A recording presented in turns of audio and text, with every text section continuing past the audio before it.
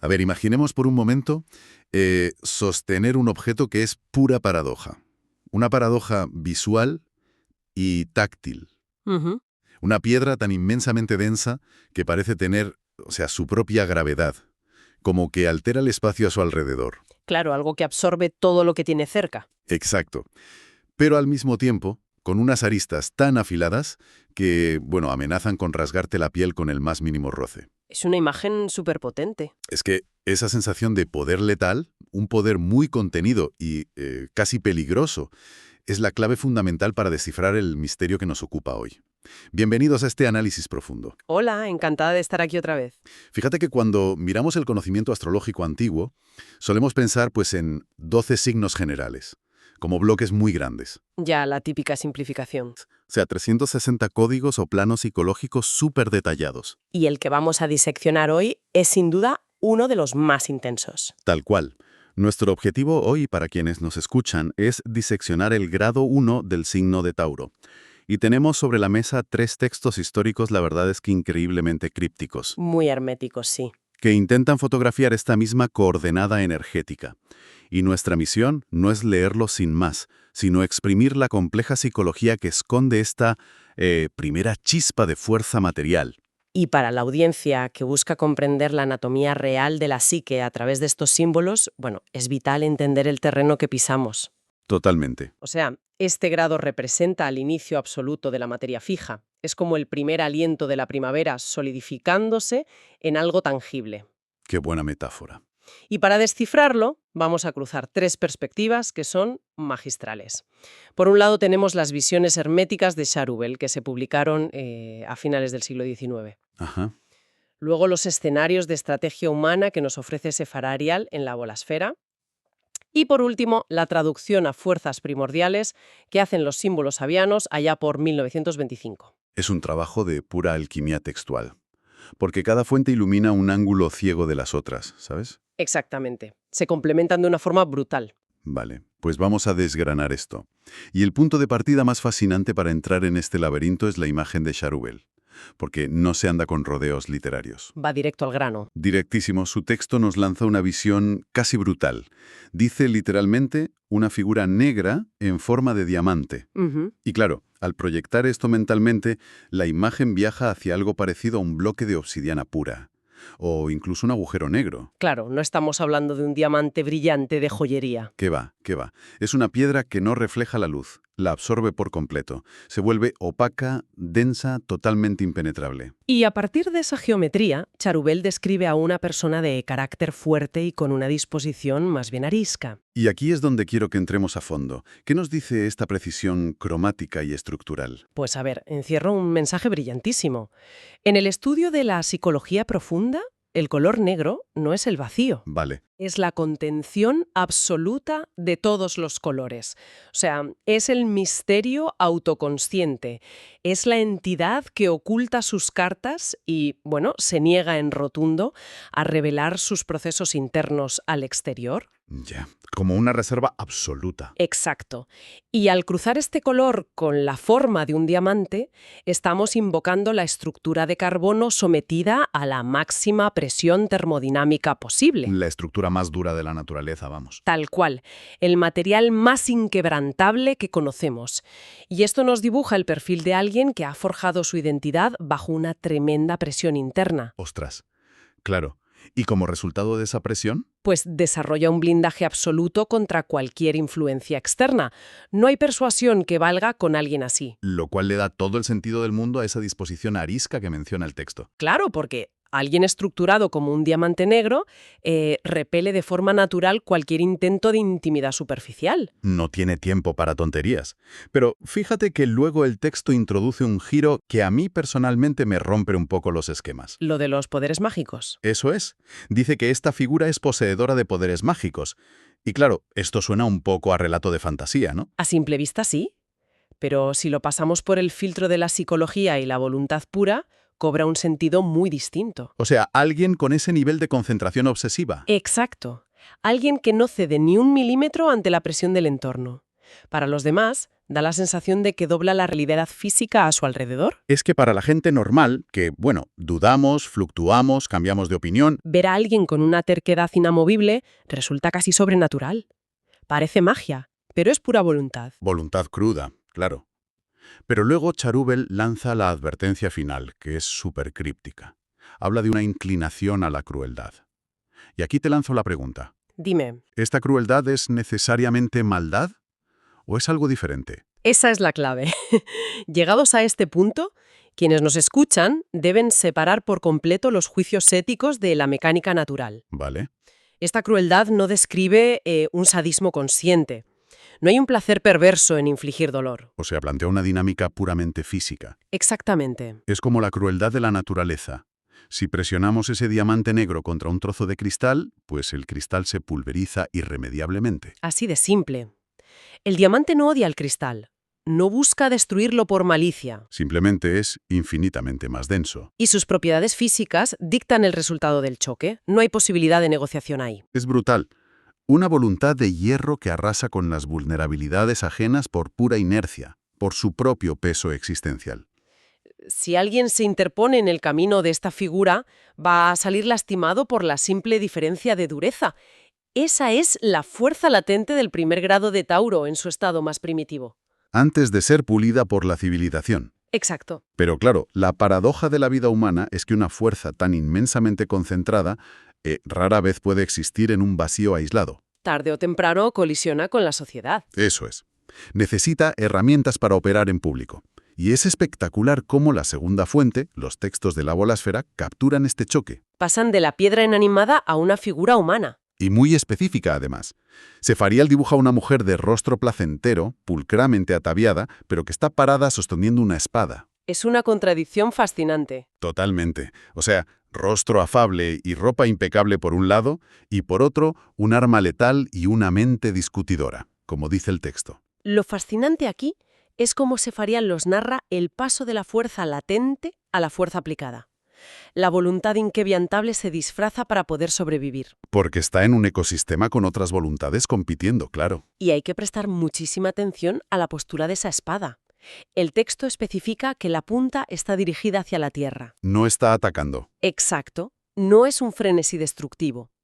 Está conectando con el elemento tierra de Tauro y, sobre todo, está marcando un límite topográfico. Está diciendo, hasta aquí llegas tú, y a partir de aquí mando yo. Tal cual.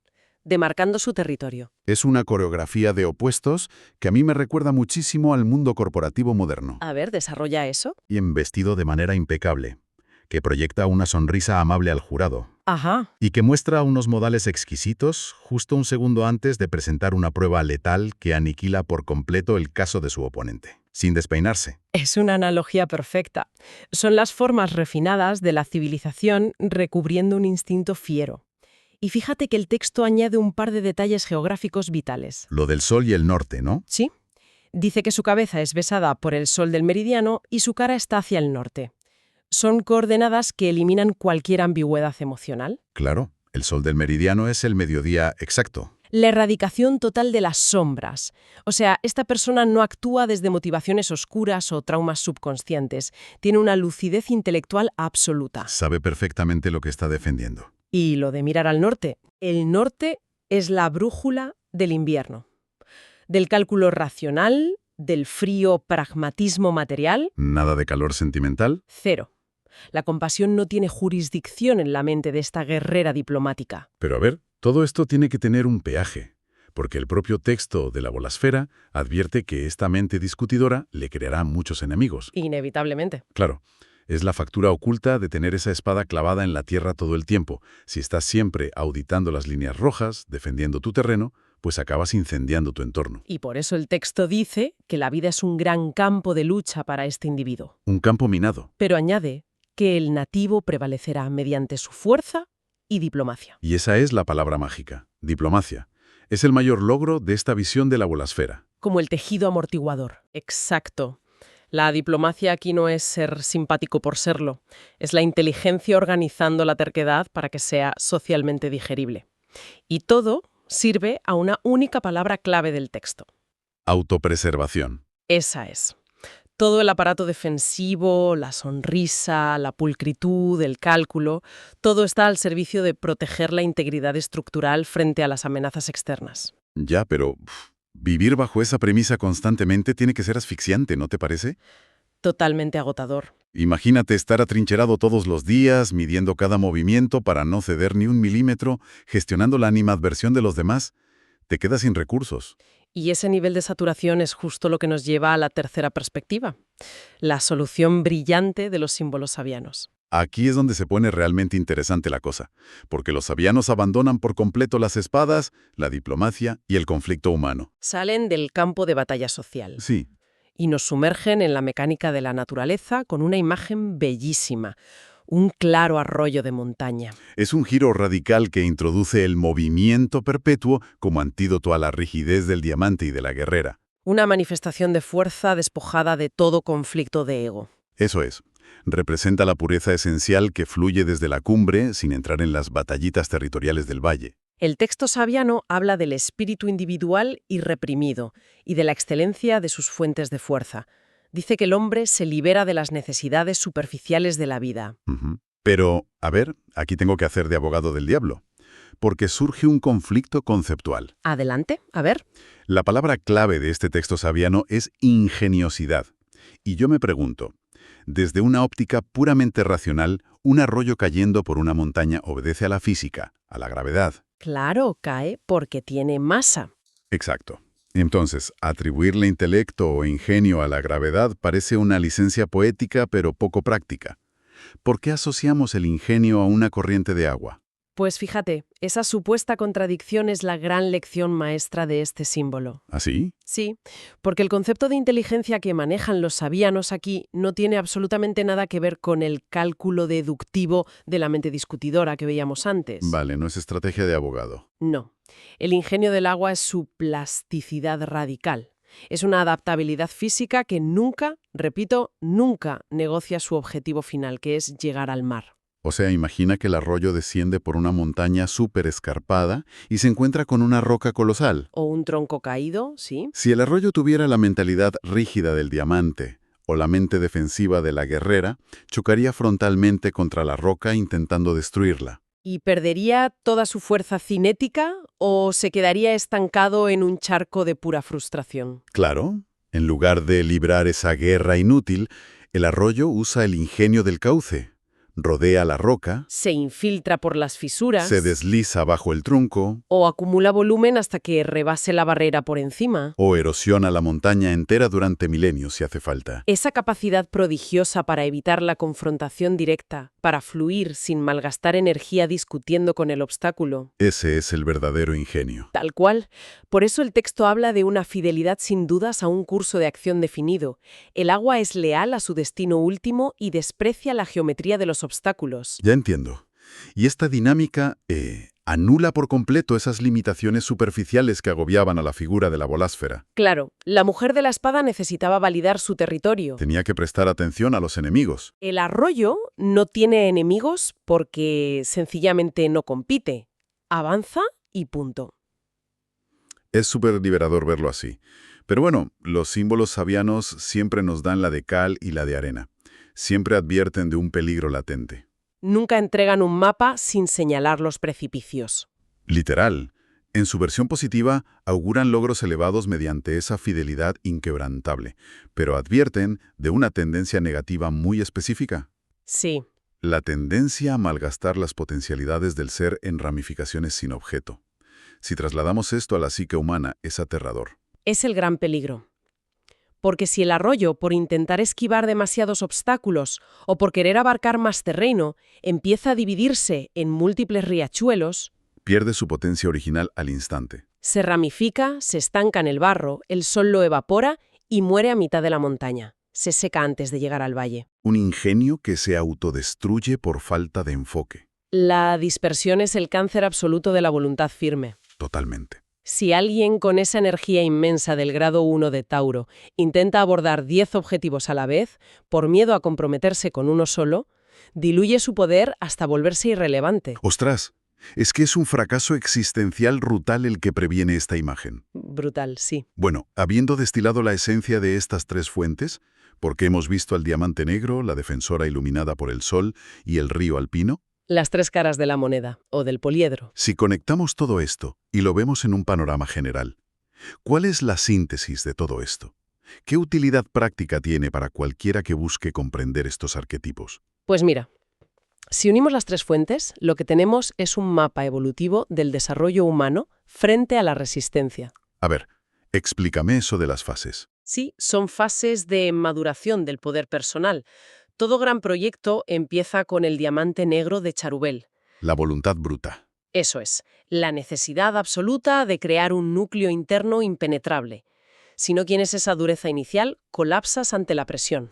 Vale, primera fase superada. ¿Y la segunda? La aporta la bolásfera. Es la inteligencia operativa.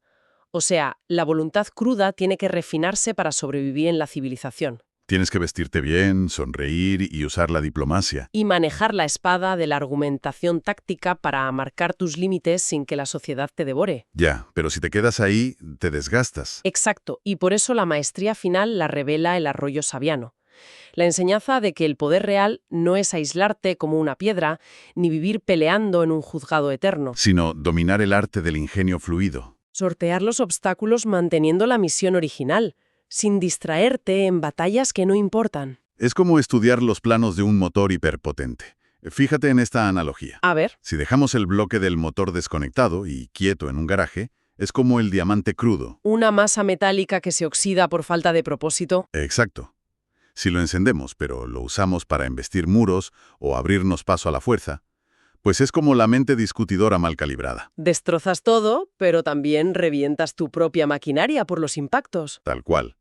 Pero si ese mismo motor colosal lo metes en un chasis aerodinámico, con un sistema de navegación que sabe leer las curvas, Ah, claro, se transforma en el arroyo de montaña. eso es, utiliza la inercia a su favor, esquiva atascos y aplica toda su fuerza en las rectas para llegar a su destino. Es una analogía fantástica. Conocer estos arquetipos da a la audiencia el vocabulario exacto para auditar su propia energía vital y corregir el rumbo antes de colapsar. Es abrumador como estos textos, escritos hace tanto tiempo, y en lenguajes tan crípticos, cartografían con precisión milimétrica nuestra conducta. Es que bajo esa desconexión aparente de los símbolos hay verdades psicológicas de una profundidad inquietante. Tomarse el tiempo para detener el ruido, desmenuzar las palabras sin prisa, de verdad, es un privilegio. El rigor analítico no es algo estético. Es la única herramienta para extraer el conocimiento real enterrado ahí. Totalmente de acuerdo. Y bueno, para cerrar la inmersión de hoy, me gustaría dejar un pensamiento provocativo, un pequeño concepto en cuarentena intelectual, para que la audiencia se lo lleve a casa y le dé unas vueltas. Me parece perfecto. A ver con qué nos dejas hoy. Pues mira, durante este viaje ha quedado clara una cosa.